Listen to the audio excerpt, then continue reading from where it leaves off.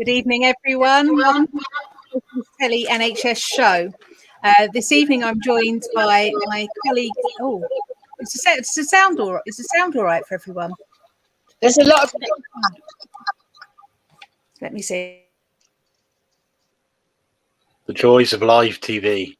I think if you mute us, if you mute me, because I've got the sound coming out of my phone. I haven't got earphones. Mobiles do sometimes cause a little bit of feedback. It's a minor thing. We can work around it. I don't know enough about how it works. Don't worry, we'll figure it out. It'll be okay. So this evening on tonight's Socialist Telly, we're talking once again about the new NHS bill that's progressing through legislation.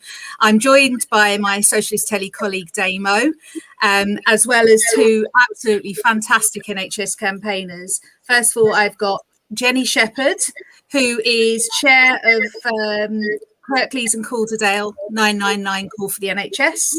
And I've got Mary Whitby, another fantastic NHS campaigner. So we're going to talk about the situation that the NHS is finding itself in. If you've been watching our NHS shows, you'll know that we've had a few discussions about what the new legislation means and how it's going to impact us. But I wanted this evening to invite a couple of other activists on to put it in their own words, really, what's been going on. So would you like, Jenny, to start by telling us your story of your fight for the NHS?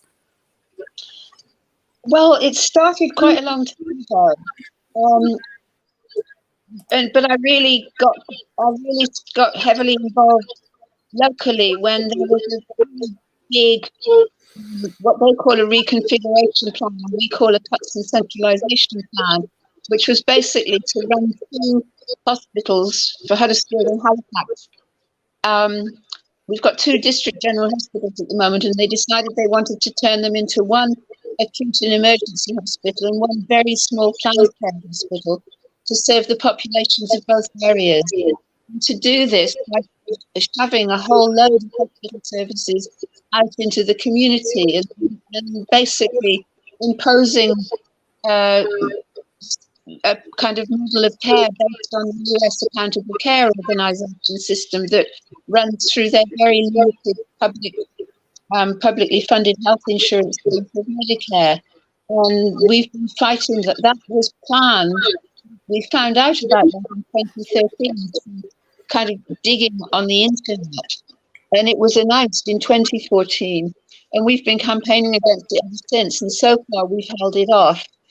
But I don't know how much longer we can go on holding it off. And in the process, we became very aware that this was just a local example of stuff that was going on nationally. So we got involved in a campaign called NHS for All, which was to support the NHS reinstatement bill, which would be to return the NHS to full public ownership, management and provision.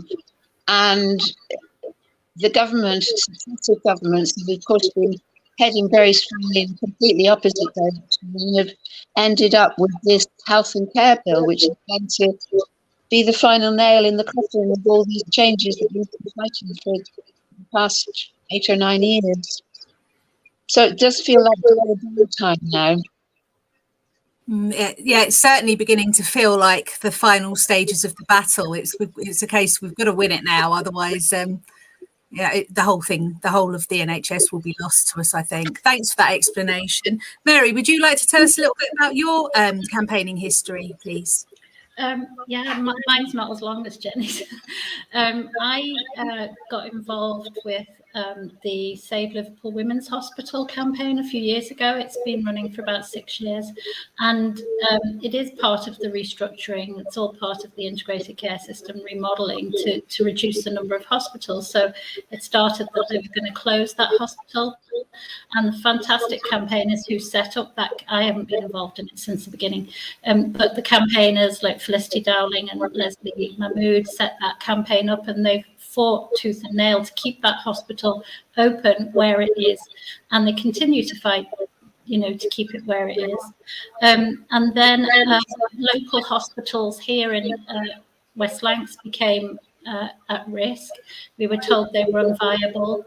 Southport and Ormskirk hospitals were unviable because they're on two sites, 7 miles apart. And services have then continued to be moved out of the hospital to make them even more unviable. and you could end up traveling much further than 7 miles to access services. So, for example, there's a macular clinic in Skelmersdale that is being run by a private company from Manchester, and they were busing patients from Blackpool. Well, that's much further than 7 miles away. And when people are told it's all going to be lovely and fluffy and the services will be closer to home in the community, they don't really define how big that community is. It could be anywhere in the ICS footprint. So then I got involved with Keep Our NHS Public and Save the Socialist Health Association. And when it became obvious that this bill was going to be pushed through really quickly, we decided to set up a collective of all the different campaign groups across the Cheshire and Merseyside footprint, and to really work together. So we have people in every single part of that footprint campaigning, putting on stalls. And the idea was to build a grassroots movement to put pressure on politicians because they're not listening to the public, and also to raise awareness in the public so that they would then put pressure on the politicians. So that's what we've been doing. We've written to 579 councillors several times, trying to raise awareness in them and to get them to oppose the integrated care system and to oppose the bill.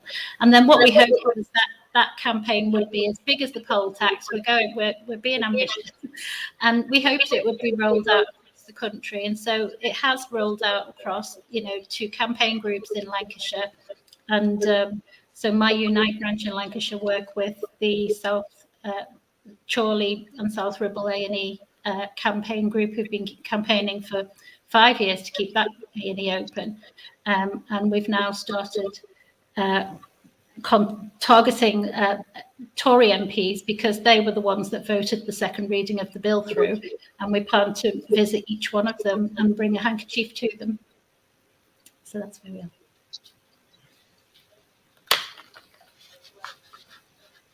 You'll have to share the details of your tour so that we can see if we can get people to join you and support you as you visit each of the Conservative MPs. Damo, what's your experience with the NHS? My experience with the NHS, I owe the NHS an awful lot. I have 3 sons who were all born with cleft lip and palate, something they were passed on to from me. I was born with it as well, but whereas I had all my operations and that kind of thing to repair my issues in Plymouth, these days you've got to travel all the way to Bristol to get such things dealt with. I also have a daughter with spina bifida who also had to go all the way to Bristol to have her surgeries and or to see a consultant with regards to her back and everything to do with that. It's quite terrifying how the NHS is structured across the southwest, frankly. Bristol apparently is a central hub. I don't know if any of the ministers in question who decided to make Bristol a central hub had ever been to the southwest particularly, but Bristol is not very central for the people who are lacking in the geography there. As far as Cornwall goes, we've got one major trauma hospital, just one, to serve the entire county. And it's okay if you're nearer the Tamar River and you can go to cross the river to Derriford and be seen there, but for everybody else in the county, you've got Trillisk Hospital in Truro, and that is it. There is some minor units dotted around here and there, but they do not do major treatment. That is not somewhere you can typically go to see a consultant or get crucial treatment. You have to go to Trillisk, or you have to go even further up the line, as I've outlined. The travelling and the distances involved are incredulous, and for anybody who can't get support for travel costs, it's really quite onerous getting treatment across Cornwall. And I'm sure I'm far from alone in finding life a little bit difficult in that regard, shall we say, in this corner of the country. So, Damo, you don't live at the very bottom tip of Cornwall, do you? Yes. So some people will have even further to travel. No, I'm right down the pointy end. I am. You are right at the bottom. I'm in a little town called Helston, which is the most southerly town on the entire UK mainland. So I've got the full distance to travel. Aside from being out in the Isles of Scilly, you can't get much further south, really. So how long does it take you to get to Bristol when you need to take your Bristol family on a good day, about 3 hours. That's assuming everybody falls asleep and I don't have to stop for comfort breaks and the traffic is not too onerous. Of course, the roads in Cornwall, we're not completely dualled all the way down still, although that's being addressed. There are bottlenecks in the traffic. I mean, anybody who's come down to Cornwall on holiday knows this. They know what it's like trying to get down to Cornwall and try to get back out again once their holiday's over and how long it takes. And the vast majority of their journey time, their travel time, is just traveling through Cornwall. But when you've got to do that for medical treatment, it puts a whole different spin on it. I mean, you've got no option. You need, if your family needs this treatment, they need to travel. They've got to go where they've got to go for it. You've got no choice but to deal with this, and you have to factor in the travel times, and then you've got to, quite often, because of the distances involved in traveling all the way from the far west of Cornwall, where I am, all the way up to Bristol, you realistically, you need to stop overnight quite often, because by the time you've been seen, we all know what it's like going into hospital to be seen. As fantastic as the staff are, it's rarely a quick experience, and you can spend most of a day in there. And by the time you come out, it's late. You've got grumpy children. They need somewhere to feed. They want somewhere to go to sleep. And then you're booking into a travel lodge or something. It's horrendous when you. That's a huge expense on top of all of the stress and anxiety about getting there in the first place, isn't it?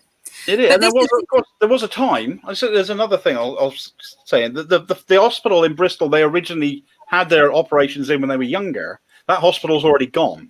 Frenchay Hospital in North Bristol is already gone. And that was a fantastic hospital because they had Ronald McDonald accommodations. You say what you like about McDonald's.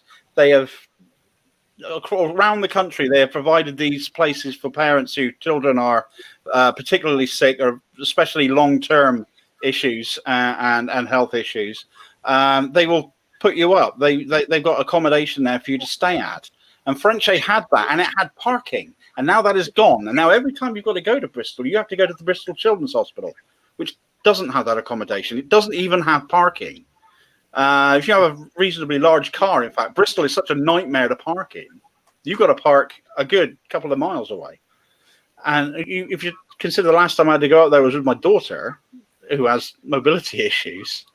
I mean, you're having to park a significant distance away from the hospital in and of itself is an absolute nightmare. Of course, with COVID, only one parent can ever go. So it's not like I could take her up there, leave her with my wife, and then go and park the car.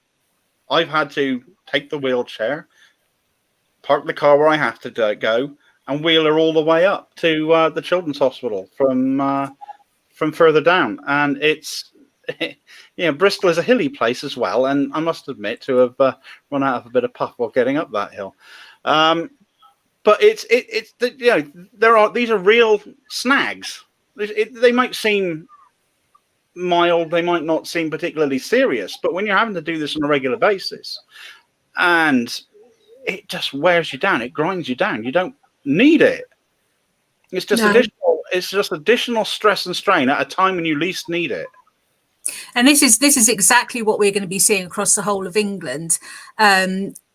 Just now there was talk about footprints. Now, what footprints are? It's an area. NHS England has been divided into 42 separate. They're called footprints, which is sort of areas. So I guess Southwest is one. We've got various footprints in London. I live in Southwest London footprint, which at the moment has got a number of hospitals, but that's because we've got a very large population and we're in London. So traffic to get to hospitals and so on is very difficult. But obviously the ultimate plan ties in very closely with the Tories' pledge of 40 new hospitals. I suspect what we're looking at is these new hospitals, so-called, will be instead of 2, 3 or 4 of the hospitals that we currently have. Now, last time I checked, there was not any massive sort of spare capacity in any of these hospitals. I think they announced today the number of people that are on waiting lists for treatments and so on. And that's obviously been made worse because of coronavirus. But this pandemic hasn't gone away. And there is every indication that we'll have more to come in the future. And aside from that, you know, people have complex health needs, and we need to make sure that everyone's being looked after as close to home as possible. When they try and justify the closure of services to say that they're going to have better care closer to home, that was a scheme we had here as well. It's close to some people's homes, but by definition, by shutting down certain services, it's a lot further away from other people's homes. The plan, certainly where I am, is to downgrade 2 of the local hospitals, and they are both in the least well economically served parts of southwest London, with the highest BAME population and the most deprivation. And they're going to move those 2 hospitals to a smaller facility in one of the wealthiest parts of southwest London. So yeah, somebody's going to do all right out of that for us. But I just wanted to roll back a little bit before we start talking about what's going on in individual hospitals. Mary, would you like to explain a bit more about integrated health? What does that mean? Can you explain it for people watching? Well, the bill talks about integrated health, and it talks a lot about, you know, the government talk a lot about prevention of ill health and prevention and reduction of inequality. But really, there's nothing in the bill about social care, really. And it's more to do, it's an American accounting model. So it's about merging budgets rather than actually providing better health or care. And say, for example, in Lancashire, they've got to make £340 million worth of cuts in the Lancashire and South Cumbria footprint. So this bill is paying providers to deny us care, to shrink the services, to take our services away.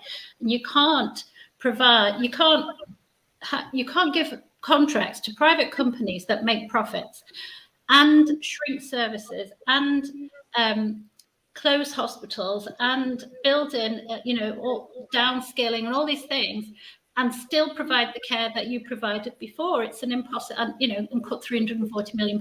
It's an impossibility that, as one campaigner, Bob Gill, said, that's magical thinking. That just can't happen.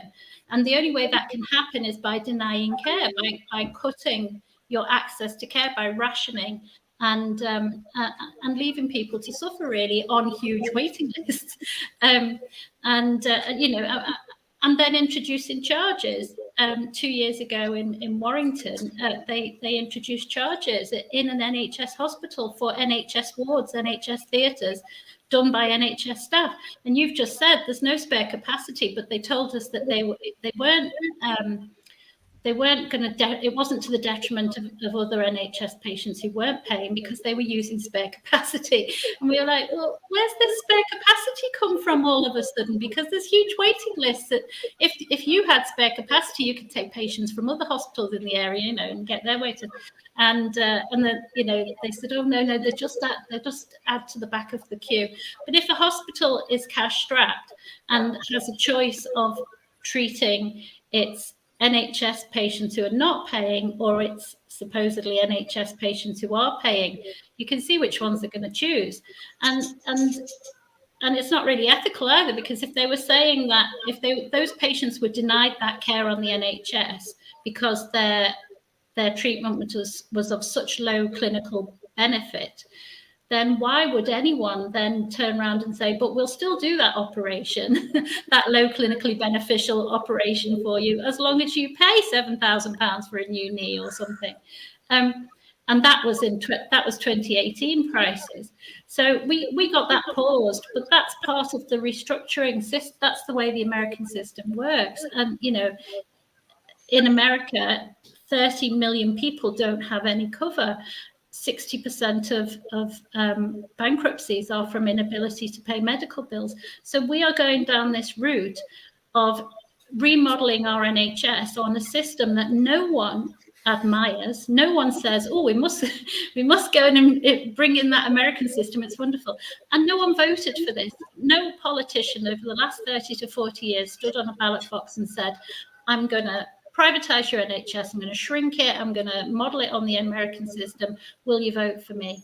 But they've done it anyway. And now this bill will retrospectively legalise what they've done. It's putting the legal framework in place for what they've already done. So it's about downskilling staff. It's about keeping wages low. It's about forcing staff to work anywhere within a footprint or beyond. It's about professional deregulation. And it's not about preventing ill health or making sure that you grow up healthily, because a government that had to be shamed into feeding children during a pandemic is not interested in making sure that children start life healthily and have a healthy life. So yeah, I mean, that's the real nub of the issue, isn't it? The 2012 Health and Social Care Act brought in a lot of the changes, or opened the door to a lot of the changes that are happening now. And what you've just described there so perfectly is the development of a two-tier NHS system along the lines of the NHS model, which incidentally, the original model of the NHS was the most cost-effective health provision in the world. The American system is the most expensive to the taxpayer in the world. So it seems like absolute madness to be switching from something that's efficient, effective, works and looks after people to something, well, I wonder if it's got anything to do with where some people might be making some money from our from our healthcare. Jenny, did you want to come in on that as well? Yeah, I think that, I mean, I agree completely with what Mary's just said. I think that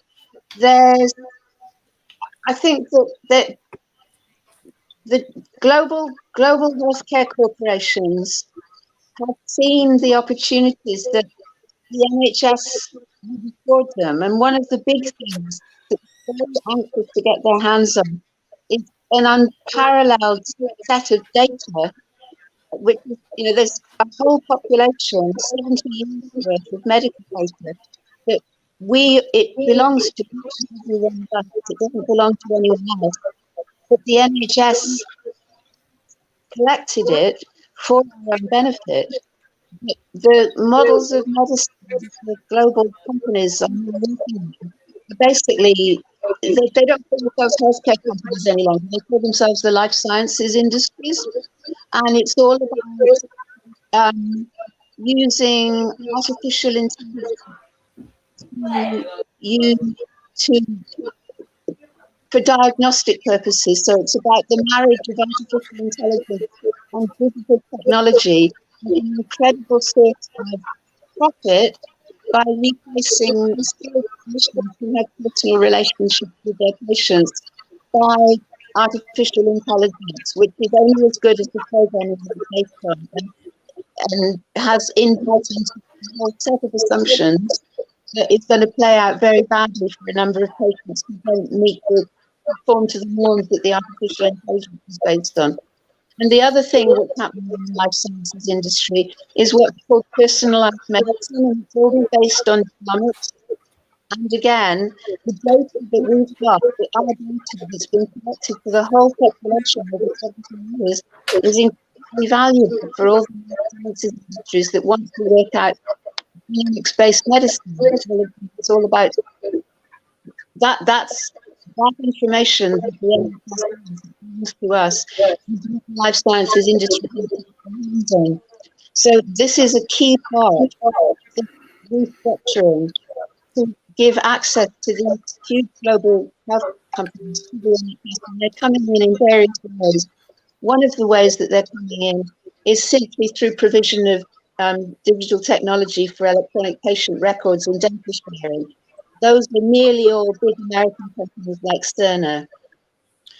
And another way it's coming in is that the kind of what you call integrated care, and Mary was talking about population health management, is all based on data analytics from our medical record held by GP practices. And the idea is that they collect all the confidential medical data and they analyse it in terms of who is at the greatest risk of costing the NHS the most money. And those systems have been put in place through a thing called the Health Systems Support Framework, which is a collection of approved companies that NHS England has approved, that local commissioning groups and now integrated care systems can hire to set up these data collection and analytic systems.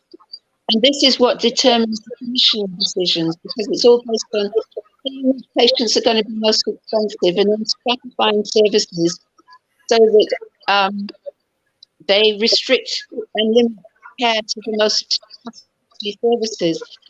So the NHS has been opened up to these global data companies. They're in it now. They're structuring how these integrated care boards are set up.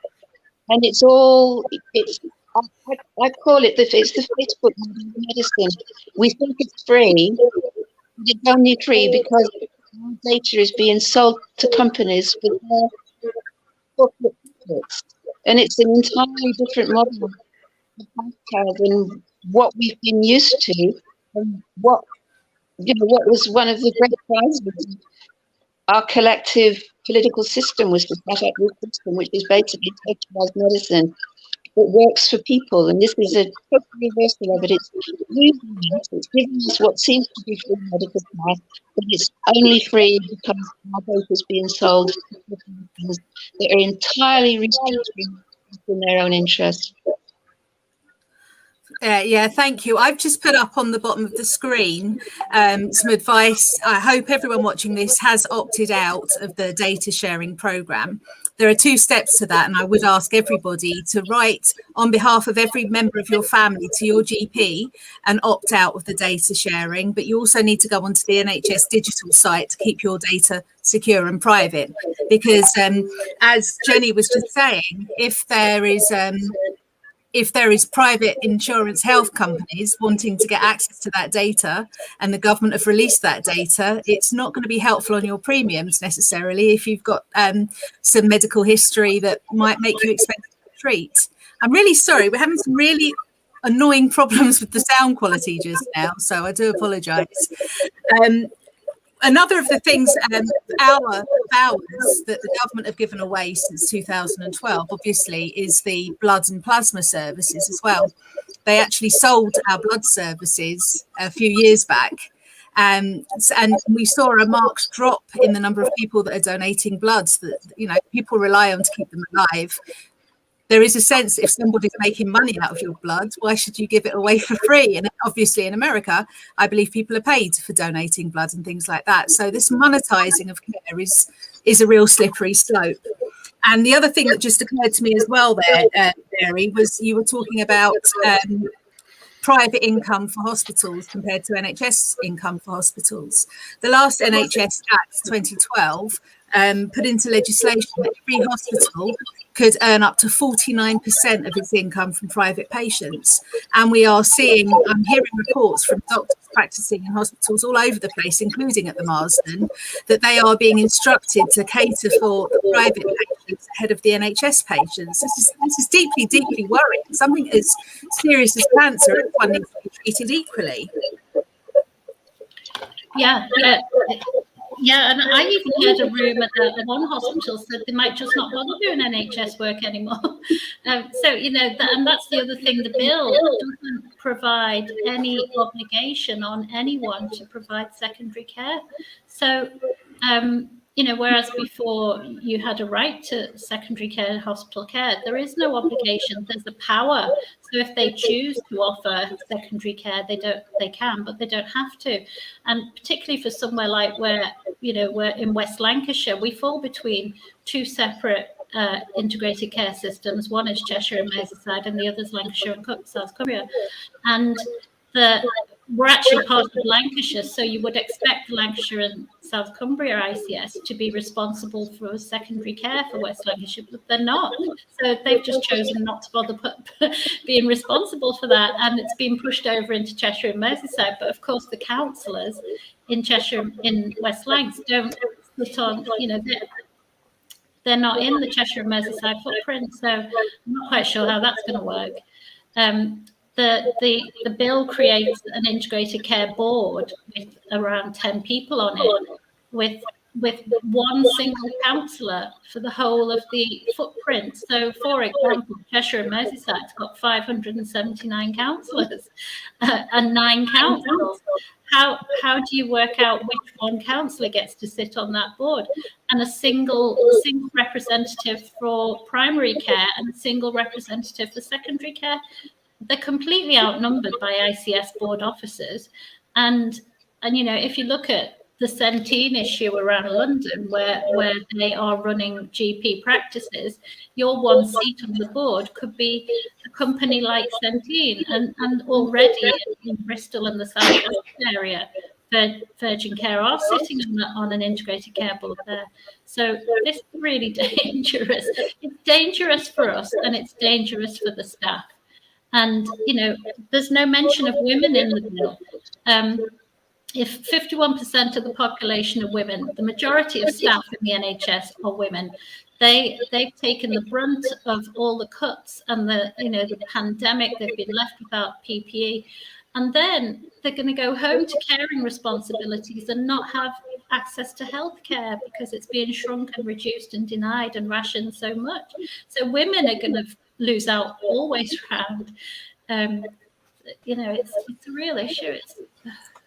Yeah, I mean, around my way as well, it's women's services that are going to be going first. The maternity, the antenatal, and the children's hospitals. They don't seem to have a problem with denying women care. So that's a personal bugbear of mine. They need to be doing some impact assessments, I would say, before we go any further along that line. So just for the sake of clarity, you mentioned ICS. Now, ICS, for anyone watching this who's not aware, stands for Integrated Care Systems. And something we talk about a lot on social telehealth programs is that the word integrated sounds really good, sounds positive, sounds like something we could all sign up for and want. But in truth, it's probably anything but integrated care that we're going to be getting. What we're going to see is a further fragmentation of our NHS care where you live. Wherever that is in England, you will see a further destruction of your care available to you. But we've spoken as well about the 2012 Act, and we're at the moment waiting for, there's a new bill progressing through Parliament, and obviously the Conservatives have voted this through, and it's now getting very close to becoming legislation. We need to make sure that everybody who's watching this has an opportunity to find out what this new bill means and figure out a way of fighting against it. So can any of my guests here tell me a little bit about what worries you most about this latest piece of NHS legislation?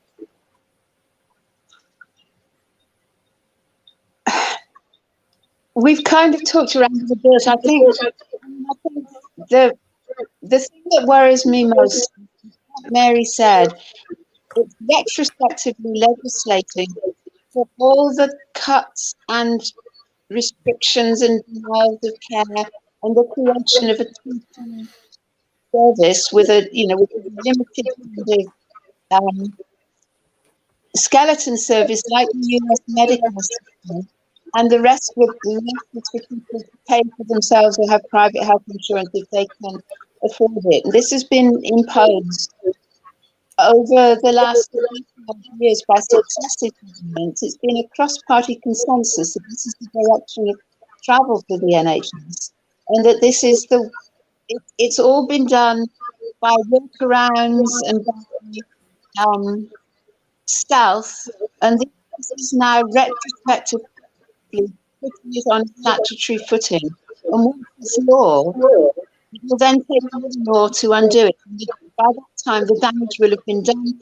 The companies will be in there on 10-year huge contracts that will probably be subject to international legislation for investor-state dispute settlement international courts. It's basically, if this is done, it's almost impossible to imagine it being undone. And the NHS, as a publicly owned comprehensive universal service, I can't imagine the fact that it would take to set it back up. It would be just like 1948 all over again. It would be the scale of the past. which sounds awful. And I think if there's any way of avoiding it, that's why it has to be stopped. It's the thing. One of the things that worries me is that I think the government game, is to say it would be to allow the Labour Party to put forward amendments to make it slightly less awful, but then the Labour Party will vote along with the Tories, and that's my worst. That's my worst fear, and I think that we're looking on this "Don't Blow It" campaign to send them to handkerchiefs saying kill the health and care bill before it kills us, because that's what it's going to do.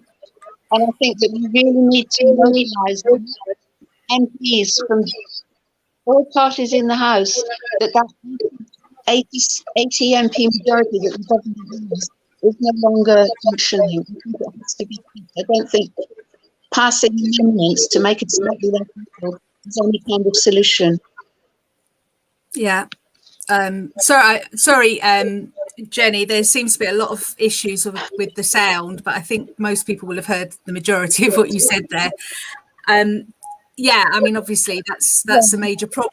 It's certainly the case that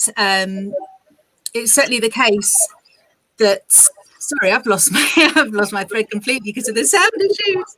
But it's certainly the case that governments of both colours have waved through this privatisation of our NHS. Obviously the NHS is the proudest achievement of any Labour government ever, but the last 40 years the party have actually been complicit in working towards its destruction, sadly.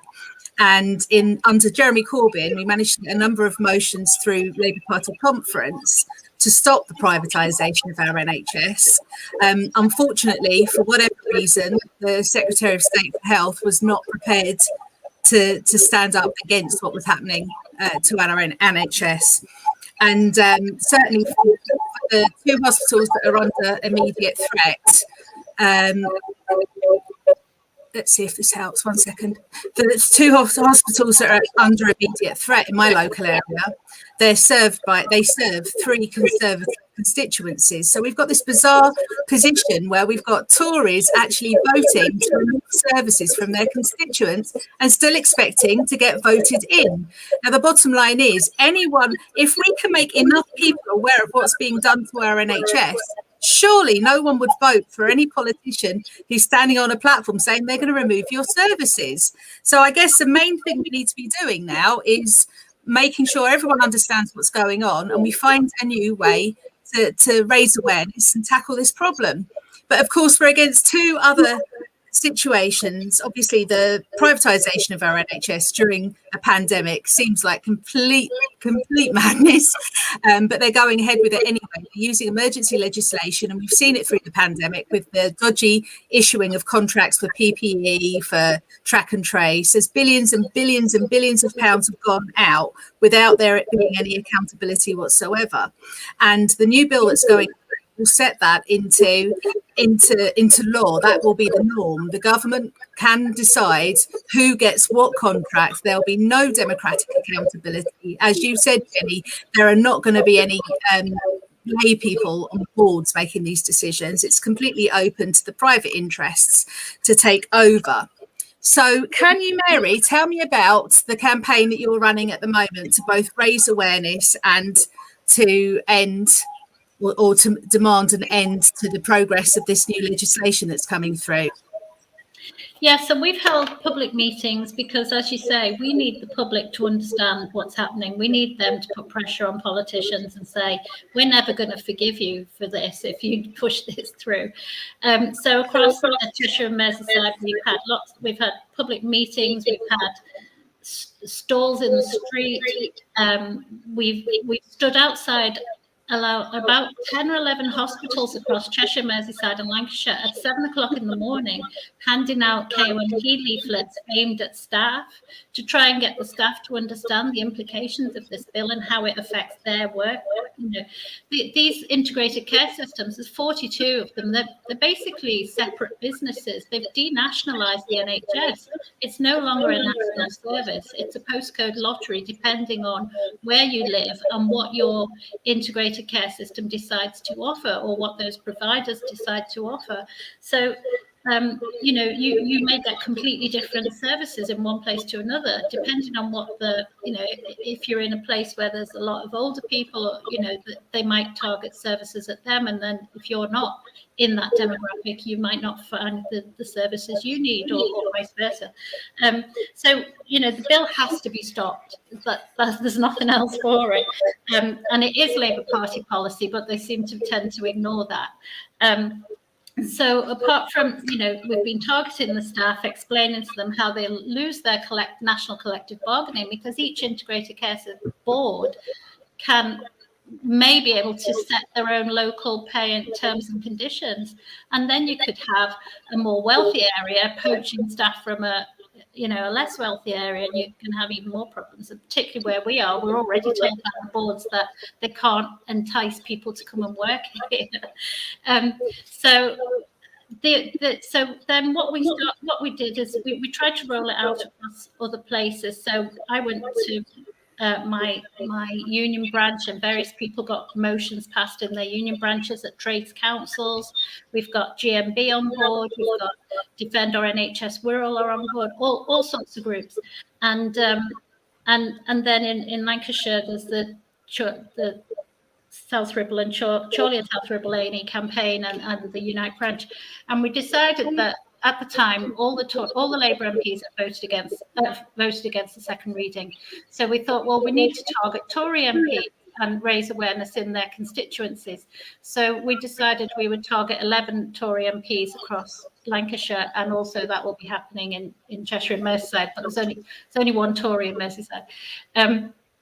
So we started doing that, and then we were talking to Jenny, and she said, well, why don't you deliver handkerchiefs? And we're going to start this campaign. And so we've been working together, and we've got I haven't got one here now. Jenny supplied really lovely hand embroidered handkerchiefs for us to take, and so we do a stall near to a Tory MP's office, and we've been getting signatures on petitions. Last week in Accrington, we got 200 signatures in an hour and a half. People were queuing up to sign the petition, and so we were saying, well, that sends a message to that MP that the people in their constituency are not happy with what's happening to the NHS, and the public are aware that the services are being rationed, that they can't get referrals, they can't get seen, that they're fobbed off. People are aware, and they just need to have something to get behind, really. So the campaign that Jenny's doing is going to be ideal, because that will be across the whole country.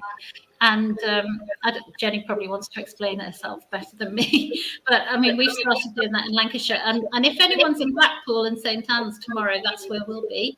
We've been to Leyland, to Accrington, to Darwin, to Berry's constituency. We've been to Nigel Evans' constituency in Clitheroe. Tomorrow we're going to 3 MPs in Blackpool and St Anne's, and on Monday we're going to Blackburn and Bury North and Bury South. So we're getting around, and Saturday we'll be outside Everton's football ground, because the football season's starting. We'll be leafleting outside there. So anyone who's around who wants to join us, be very welcome. And hopefully Jenny will be able to give you more information about the Don't Blow It campaign. Yeah, I mean, that's really important what you said there, because it is certainly a fact that a lot of NHS staff aren't aware of what's happening to their workplaces right now. We saw the same attacks rolled out on education, where they turned schools into academy trusts with zero local accountability, and also destroying nationally agreed pay scales and so on, because academies can choose what they want to pay people. And we're going to see this in the NHS as well. And I think one of the most disgraceful acts of this government through this pandemic, and let's face it, 150,000 people have died avoidably, probably, from this pandemic. But one of the most despicable things they've done is offer a 3% pay rise for our people working in hospitals, which is which is obscene. Inflation's at 4%, so it's a below inflation pay rise, a real terms pay cut. And I'm sure all of us are completely behind the campaign for them to get 15% pay rise. But even with just the 3%, what the government have said is each trust is going to have to fund that pay rise or pay cut out of their existing budget. There's no extra money for it. So to pay the staff, they're going to have to reduce and refuse treatments. There's no excuse for this. The billions of pounds that have been spaffed up the wall, I think is Johnson's term, in giving contracts to their mates, could have been spent on looking after our patients, looking after our medics. And the other thing that occurs to me as well is you're talking about staff being moved from trust to trust. Another of the things that we're seeing is obviously the NHS trains all of our doctors.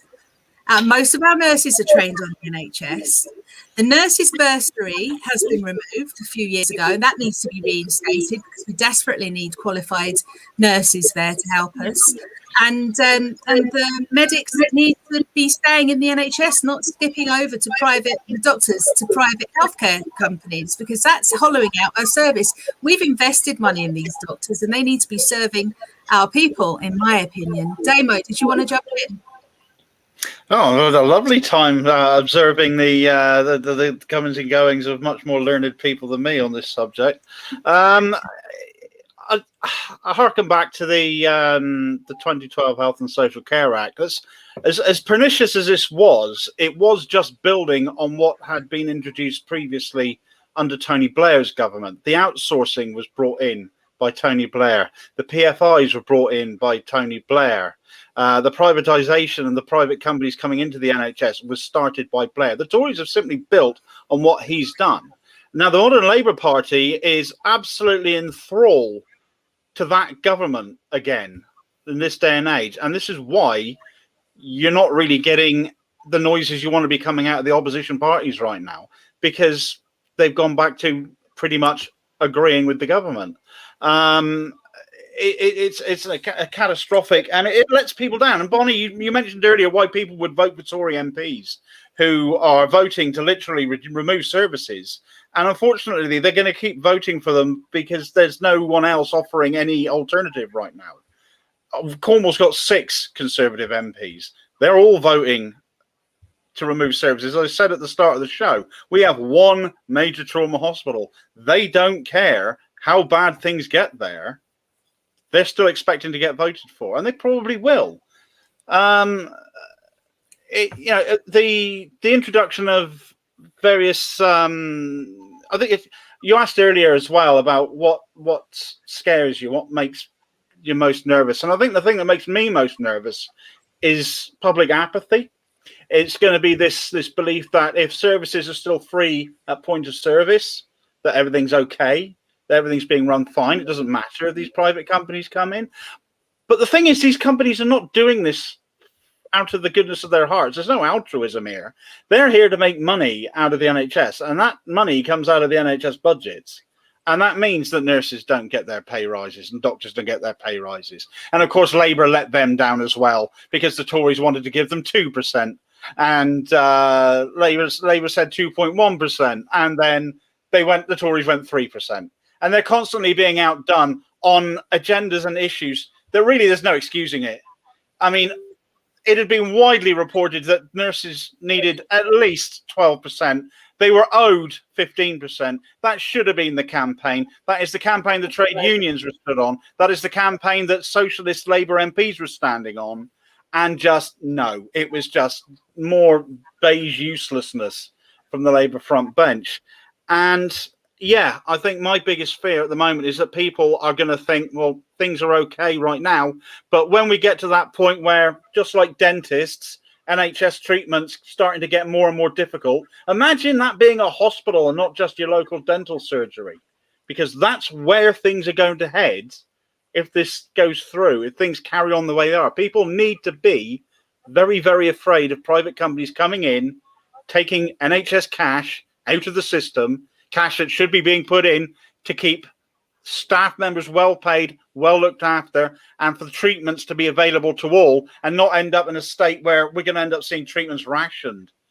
or certain treatments are no longer going to be available on the NHS even. And it's just that slow picking away at our health service that's going to undermine it and destroy it. And people are just going to watch it disappear, sadly, if they don't get serious and get really angry really quickly. Absolutely. So this is the thing. We're going to ask everyone watching this show, all of the people that are supporting our NHS, to make a commitment to themselves that they will go out and inform 5 people that they know. Just tell them what is being done here, because this is not a conspiracy theory. This is what's being done to our NHS. And if we don't fight for it, we will lose it. So the 2 campaigners I've got on here have come up with a novel new way of campaigning and spreading the word. The bottom line is we can't do the regular sort of protests because of coronavirus, number one, and because of the new legislation that makes it nigh on impossible to protest. So my campaigners here have come up with a really novel way of making sure that everyone can see what's going on to get the word out, put some pressure on these Tory MPs. But while we're at it, let's put some pressure on the Labour MPs too, because this would be such an easy vote winner if we got some candidates standing in every election saying we are fighting to stop this bill and we're going to protect our NHS. This is what they're doing. If you don't vote for me, they would walk it. Every candidate who made a promise on that and was credible with it would walk any election. So we need to put pressure on the Tories, but we also need to start insisting that the Labour MPs are going to stand up for our NHS, because at the minute all we're getting is a great big wall of silence. So do you want to tell us something about your campaign against the latest legislation? Jenny, would you like to tell us about it?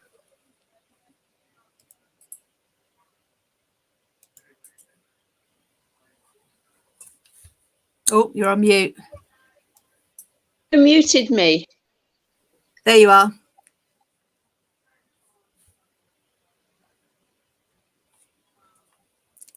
Sorry, the sound problems are persisting. Yeah. Shall I go? There we go. Okay, so the hankies are like a hook to hang the campaign on, and we're working together with We Own It, which is, people probably know We Own It. It's a national organisation pushing for the restoration of public services to public ownership, and they're doing a lot on the NHS at the moment. And we're working with them on this plan to target marginal MPs who are in marginal seats, because we reckon there's about 15 MPs who've got a majority of less than 1,000. If we reckon if we can get people to sign, people who's in those MPs' constituencies to sign the letter that will be handed over with the hanky, we only need a few hundred signatures to tell those MPs that there's more people in their constituency than they've got votes to keep them in power. And we think that might be a fairly persuasive kind of argument. So we're going to have about 70 handkerchiefs. That's the amount that we've got kind of in production at the moment. And we've gone through all the list of the key marginal defence seats for both Tories and Labour Party MPs for the next election. And we've made a priority list that We Own It is going to be activating their supporters in each constituency to say, look, here's what the campaigns are doing. We're putting out a newsletter. We're writing a tailored MP letter for each of these targeted marginal MPs, and then it will contact people in the constituencies where MPs have got less than 1,000 majority. So it's really important everyone there signs this letter, because we can get more signatures to the letter telling the MPs not to blow it and to kill the bill before it kills us. And we think that's a strong message MPs might well listen to. And then we've broken the MPs down into the next priority, which is with a majority of 1,000 to 2,000. That's obviously harder to get the number of signatures, but not impossible. We Own It won't be targeting them. We will be targeting local campaign groups in each of these constituencies with a campaign pack, basically, and saying, here's the information, it's entirely up to you if and how you use it, but here it is, and if you want to give it a go, that would be great. So we're basically trying to put pressure on the MPs who are most vulnerable to pressure from their constituents. We only need 80. And we're nearly there with the number of handkerchiefs we've got thrown. So the next stage is to get people fired up in those constituencies to target their MPs. And it's really interesting that the marginal MPs are concentrated in only about half the integrated care systems. So half the integrated care systems are very, very vulnerable to having their MPs turn around and say, sorry, we just can't let this go through. So that's the gist of the kind of campaign that's going to be hanging on the "Don't Blow It" handkerchief hook. And this should be going out next week. It's really important to come out with this campaign, and it's really, really crucial that everybody gets involved in their local campaign. So if people want to join in the campaign that's being run now, that is called "Don't Blow It," please have a look at the 999 call for the NHS Facebook and Twitter accounts and so on. But this is one of an example of what's happening. So Jenny spoke about "Don't Blow It" handkerchiefs. So they've come up with this fantastic creative idea of asking people to embroider handkerchiefs with a message to their MP that looks like this.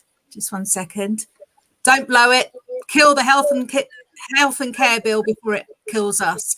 And people are addressing these hankies to the MPs that they're lobbying to make a change on the NHS legislation. So if people want to find out more about that campaign, then please have a look on the Facebook and Twitter and their website as well. I think I'll bring that up just now. The address for the website. 1 second. Yep. There we go. The 999 call for the NHS website. Call to down Kirklees 999 call for the NHS. If you have a look on there, there are more actions to take. And if you can also take a look at any campaign pages for your local NHS services, because our hospitals are at immediate threat. Our public services are being given away to mates of the government with no scrutiny whatsoever. We need to demand that our NHS is publicly provided for everybody and a service based on clinical need, not financial means. So it's very, very simple. We all need to get involved. Do you want to just make a few last closing comments there, Mary? Yeah, I should have said one of the actions we've been doing for the last 3 weeks was we were invited to join the fan supporting food banks, food pantries.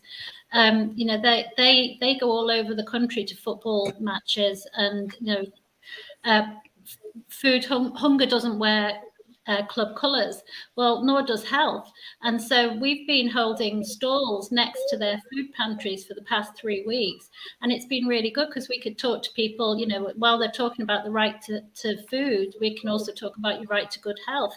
And so that's where we'll be on Saturday at the first Everton game, next to the fan supporting food bank's food collection. So if anyone wants to come and help us give out leaflets, but also bring donations to their collection as well at the same time.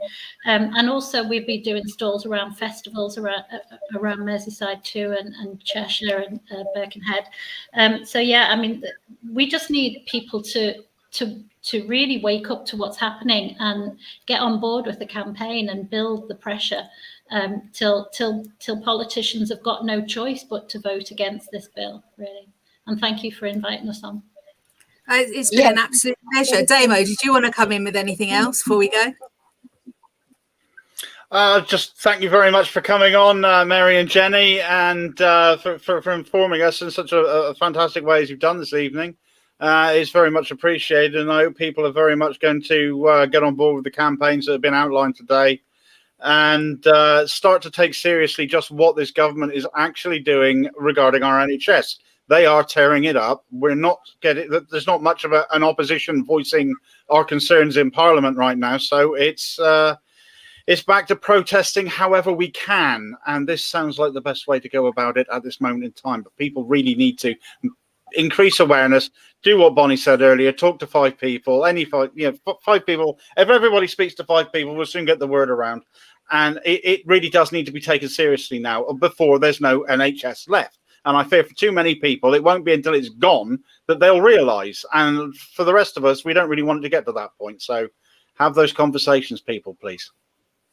Yeah, please do. Our NHS has been viewed as almost a birthright in this country for the decades that it's existed. I want to make sure that it's still there for my children when they need it. So we've all got to fight. We owe it to the people that fought for it in the first place to carry on fighting for it and protect our services as long as possible. We need to see it fully renationalised. We want to take the private interest out of the NHS. And while we're at it, I'd like to see dentistry and ophthalmology brought back as part of the NHS so we can look after everyone's all-round health. Thank you very much for watching. Thank you so much to my guests for coming on, and we'll see you next time. Thanks ever so much.